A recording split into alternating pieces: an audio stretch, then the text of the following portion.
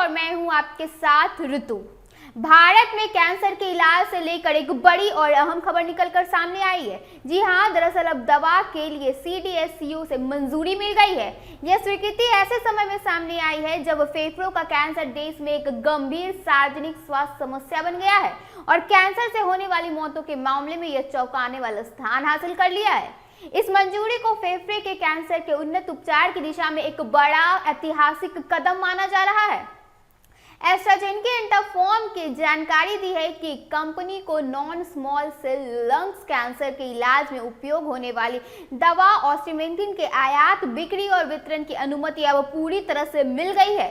PTI की report के अनुसार कंपनी को 40 मिलीग्राम और 80 मिलीग्राम की क्षमता वाली ऑस्मेटिक टर्मिनल के लिए यह मंजूरी दे दी गई है।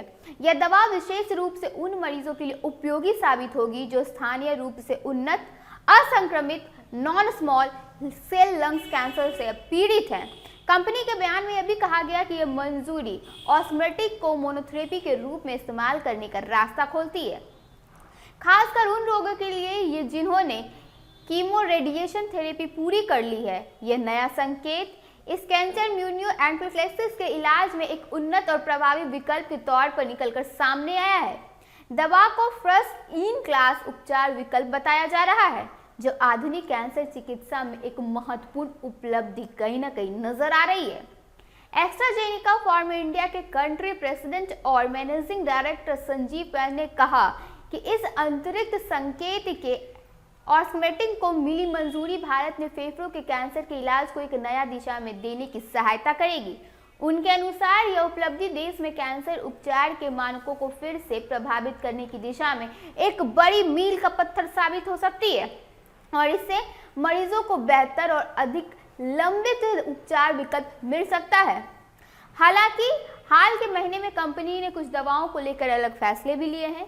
करीब एक महीने पहले एस्ट्राजेनेका फार्मा इंडिया लिमिटेड ने व्यावसायिक कारणों का हवाला देते हुए भारत में प्रोस्टेट कैंसर के इलाज की दवा ओलाप्रिंग लिंक 100 मिलीग्राम और 150 मिलीग्राम के विपणन प्राधिकरण के वापस कर लिया है। कंपनी को यह मंजूरी 17 नवंबर 2023 को ही मिल गई थी, लेकिन बाजार से जुड़े कारणों के चलते इसे अभी तक जारी नहीं किया गया था। इससे पहले एस्ट्राजेनेका को भारत के औषधि नियामक से वयस्कों में हाइपरक्लेमिया यानी रक्त से पोसेडम के असामान्य रूप से बढ़े स्तर के इलाज में इस्तेमाल होने वाले सोडियम जिरकोनियम साइक्राइड पाउडर के आयात और बिक्री की भी अनुमति मिल चुकी है। कुल मिलाकर कंपनी की हालिया गतिविधियों यह दर्शाती है कि वह भारत में गंभीर और जटिल बीमारी के इलाज के लिए नए और उन्नत उपचार विकल्प उपलब्ध करने पर लगातार काम कर रही है और आने वाले समय में कैंसर से पीड़ित सभी मरीजों को एक बड़ी राहत देने जा रही है। अभी के इस खबर में बस इतना ही। ऐसे ही तमाम खबरों के साथ बने रहने के लिए देखिए TV12। धन्यवाद।